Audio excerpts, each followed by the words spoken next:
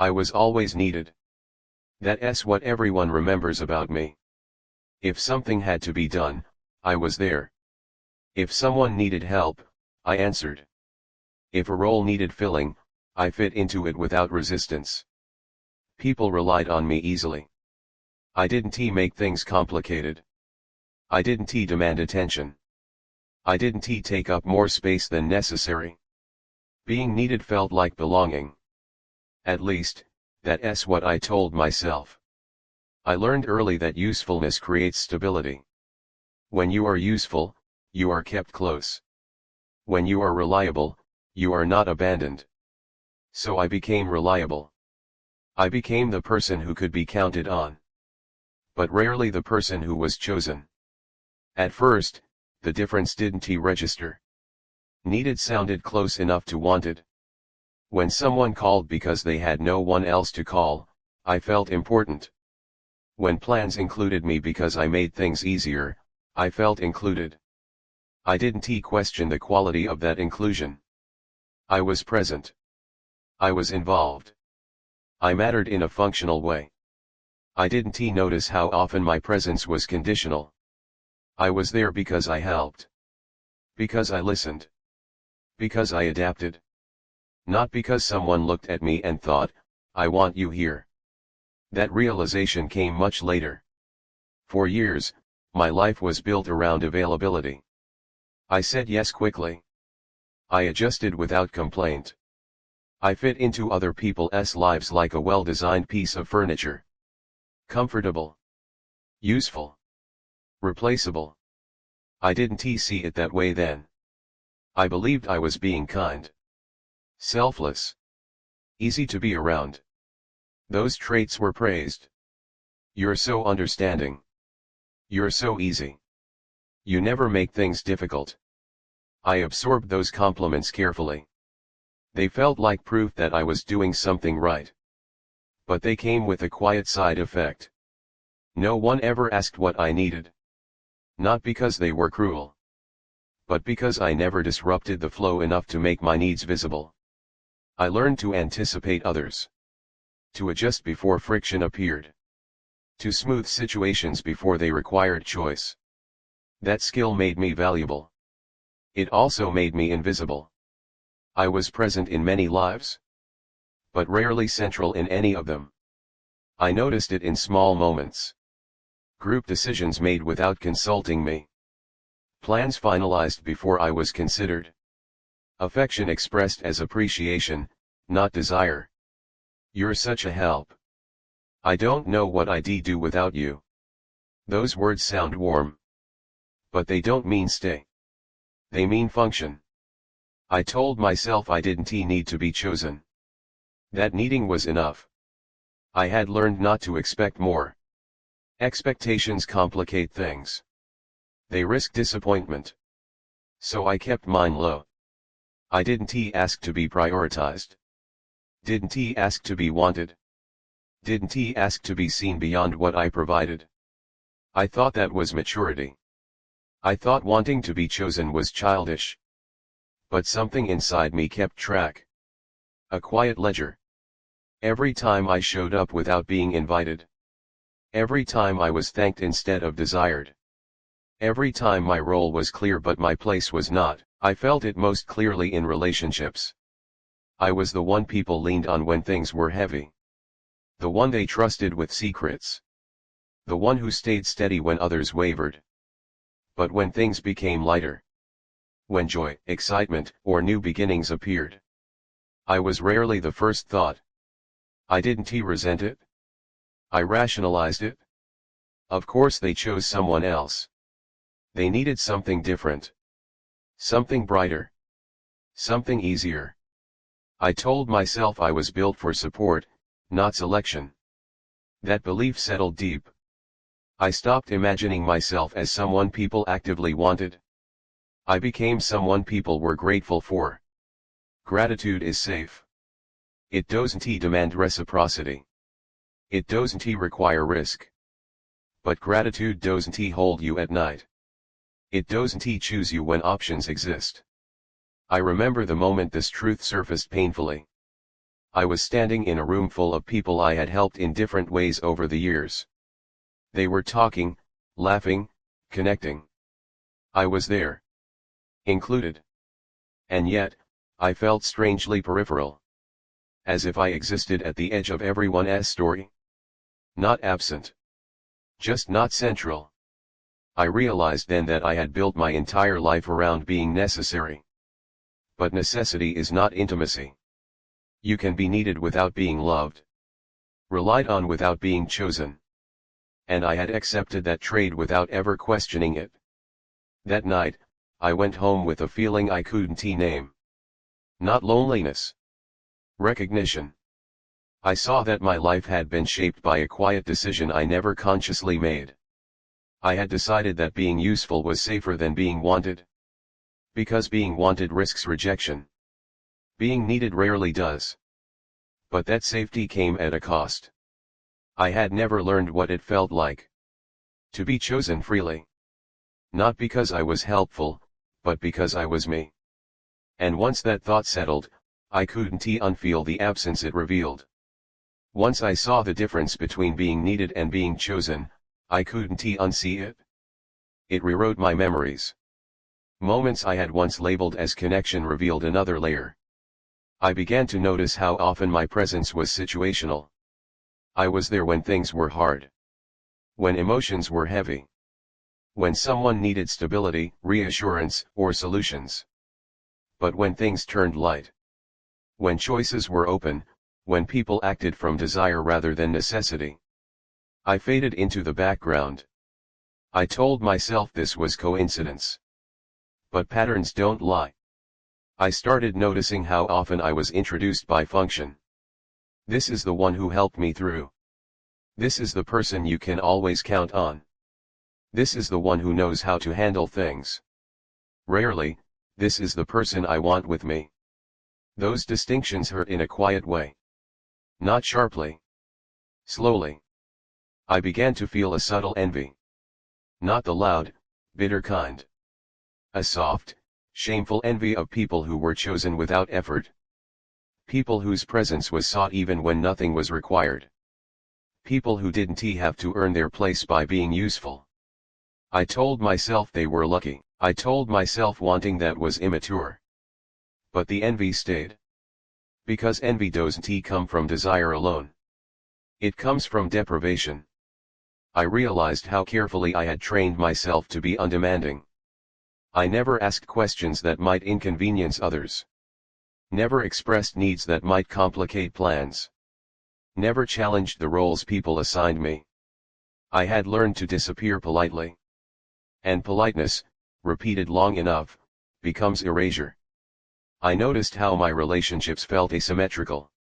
I knew a lot about other people. Their fears. Their struggles. Their inner lives. They knew very little about mine. Not because I was secretive. But because I rarely offered anything that wasn't manageable. I shared what was safe. What could be received without changing how people related to me. I didn't want to risk being too much. I had internalized a quiet rule. If I become difficult, I won't be needed anymore. That fear shaped everything. I accepted invitations that were last minute. I stayed available even when I was tired. I filled gaps without being asked. I told myself this was kindness. But kindness without boundaries is not generosity. It's self-neglect. I realized how rarely anyone checked in on me emotionally. Not because they didn't care. But because I never signaled that care was required. I was stable. Reliable. Low maintenance. Those qualities make you indispensable. And easy to overlook. I felt anger then. Not explosive anger. A dull resentment that scared me. Resentment toward people who leaned on me without ever choosing me first. Resentment toward myself for allowing that pattern to form. I tried to silence it. Resentment feels ugly. But ignoring it only deepened the fracture. I began asking myself questions I had avoided for years. What do I actually want from people? What does it mean to be chosen? Have I ever allowed myself to be someone worth choosing, or just someone worth using? Those questions unsettled me. Because the answers pointed inward. I saw how often I had stepped aside to make room for others. How frequently I diminished my presence to maintain harmony. How rarely I asserted myself as someone with preferences, limits, or desires. I thought being easy made me lovable. It made me convenient. There was a moment painfully clear when this crystallized. I watched someone I cared deeply about choose someone else. Not because that person was better. Not because I was rejected openly. But because I had never made myself a real option. I had been supportive. Available. Understanding. I had never been chosen because I had never positioned myself to be. That realization cut deeply.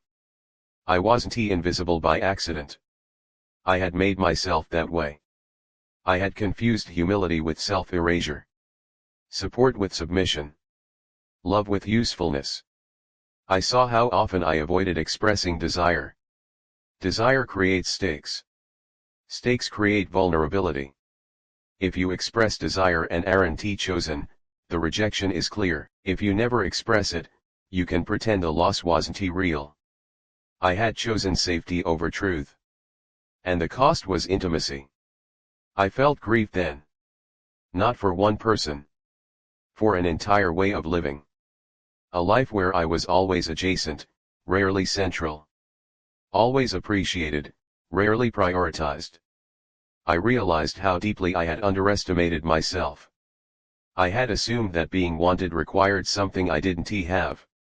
That usefulness was the best I could offer. That belief had shaped every interaction. And now, it stood exposed. The question I could no longer avoid was simple and terrifying. If I stopped being useful, who would still choose me? The first thing I stopped doing was explaining myself. Not dramatically. Not defiantly. I simply paused before filling the silence. For years, I had rushed to justify my presence. Why I was there, what I could offer, how I could help. That reflex had become automatic. When I didn't rush to fill the space, something uncomfortable happened. People noticed me. Not my function. Me. The second thing I stopped doing was volunteering. I didn't announce it. I didn't set boundaries out loud. I just waited. And in that waiting, I learned something that hurt more than I expected. Some invitations never came. Some conversations stopped. Some people drifted. Not because I had changed. But because my usefulness had. That loss stung. It confirmed a fear I had carried quietly for years. If I'm not needed, I may not be chosen. I had to sit with that truth without turning away. Without rushing back into usefulness to restore my place. I let the discomfort do its work. It taught me something essential. Being chosen is not guaranteed. But being invisible is optional. I began doing something that felt almost reckless. I expressed preference. I said what I wanted even when it complicated things. I said no without apologizing excessively. I let silence exist without filling it with accommodation. Those moments felt dangerous. Not because anyone was angry. But because I was no longer managing how I was perceived. Some people responded well.